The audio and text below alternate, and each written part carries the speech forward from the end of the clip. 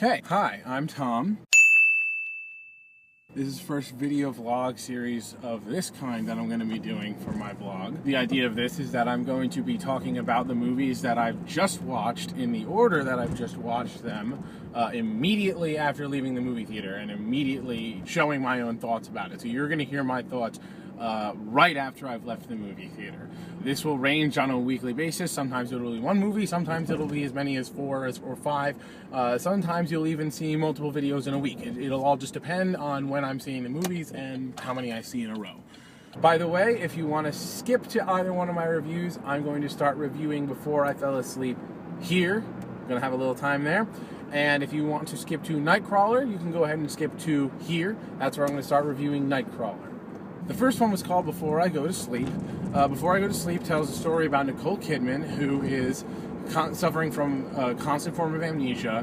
When she goes to sleep and wakes up the next day, she forgets everything about herself. It's established in the beginning of the movie that she reverts into her mind when she was 20 years old. It's about her husband, played by Colin Firth, dealing with that and trying to cope with that, while at the same time she's going to see her doctor who's trying to coax these emotions out of her, all while keeping it secret from the husband, played again by Colin Firth. The idea is an interesting one, and the trailer made it look kind of cool. It made it look like it was going to be a sort of thriller, that there was going to be a lot more reveals of what was actually happening, and what was going to be a cooler build-up to a more exciting story. But it didn't do that at all. Instead, it was just this really tiresome, really long, really boring, not very interesting character study about a character who was boring. She didn't have anything really interesting to say.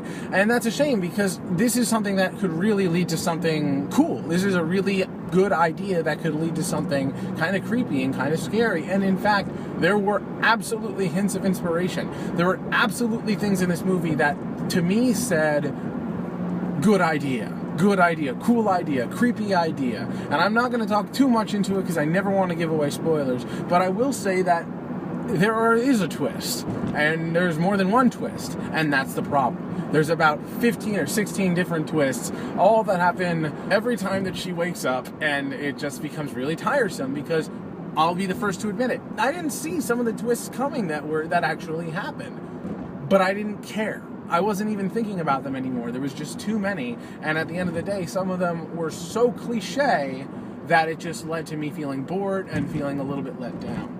On top of that, every single scene begins with her waking up, watching footage from a video diary that her doctor forces her to keep, and relearning everything that she's learned before.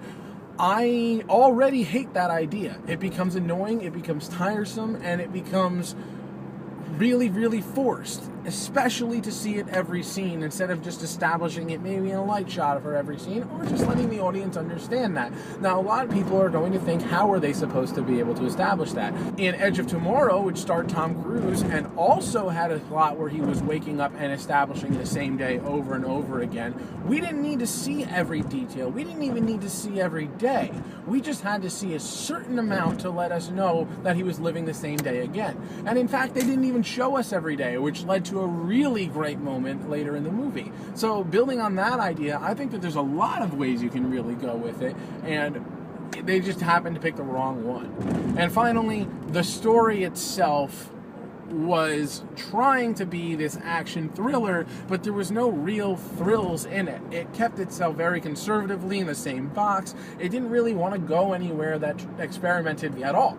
It kind of went into a direction of just genericness and let itself be, here's the twist. Of course this twist happens. Of course this twist happens. It felt less of an action thriller and more like a soap opera. And I don't mean that positively.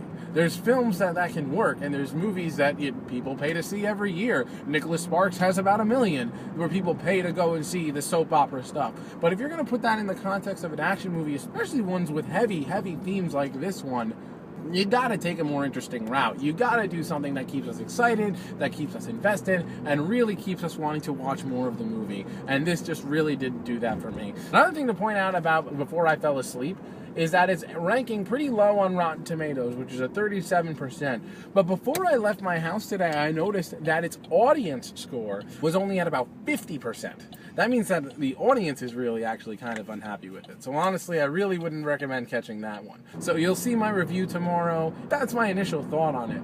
The second movie that we saw tonight, we being my friend Chelsea, who you can't see. Say hi, Chelsea. Hi. The second movie that we saw tonight was Nightcrawler. Now, pure coincidence, I think I just saw my favorite movie this year. It might have just topped Boyhood. Nightcrawler is about Jake Gyllenhaal becoming a freelance videographer for local news. So he decides, after being jobless and trying to get a job, that he's going to run around with a camera with a police scanner and find and record local crime scenes and make it onto the news. He wants to become a news videographer.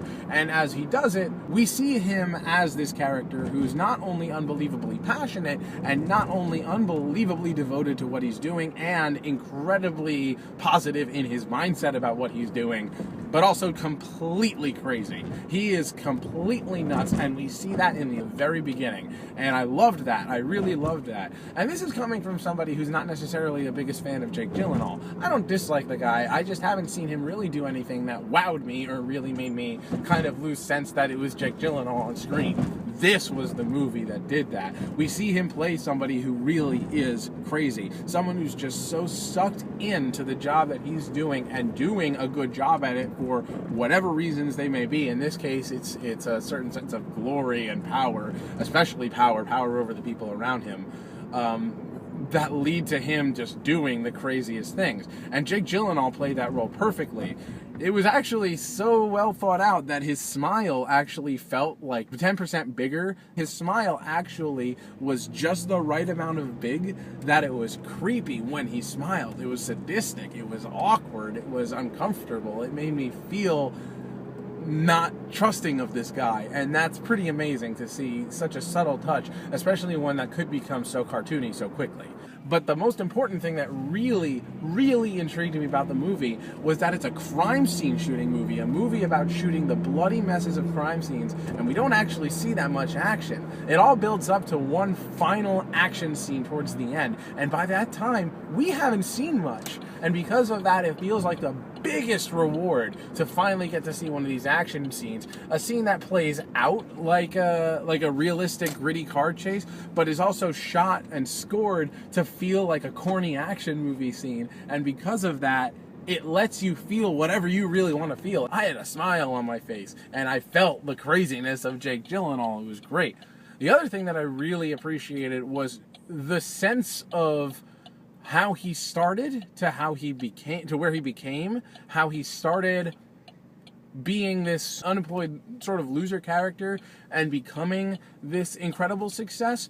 But at the same time, even though we see this sort of generic rags to riches story, we see that he hasn't changed at all. He is the same character beginning to end of the movie, and that's awesome. We see so many movies a year that are about how characters change and grow. It was interesting to me to see a character who didn't change, who doesn't grow, who stays this sadistic, creepy, awkward person and becomes an enormous success because of it. Nightcrawler also had amazing music written by James Newton Howard. James Newton Howard is often hit or miss for me. Sometimes I really love him, other times I can't stand him, but this might be one of my favorite scores by him. It was really exciting. It had a lot of cool thematic material that kept coming back. It had a lot of exciting sounds. It had a lot of really cool lines. It really just had me invested, and for me to notice a score while not being completely sucked in by it and forgetting about the rest of the movie, that's pretty damn impressive. At the end of the day, Nightcrawler was just this really exciting and gritty, but also unrealistically fun for what the subject material actually was. I honestly probably would have to say that it's become my favorite movie this year, and if it's not my favorite movie, it's definitely in the top 3. Nightcrawler is really something special and really something worth checking out. So that being said, those are the 2 movies that I saw this week. I definitely recommend Nightcrawler. I do not recommend Before I Fell Asleep. Check out my blog now. It should be up now. If not up now, then it'll be up very soon on Wednesday morning. www.mchuereviews.com. So you'll see my reviews tomorrow for Before I Fell Asleep and for Nightcrawler. And now, if you excuse me, I'm hungry, so I'm going to go eat.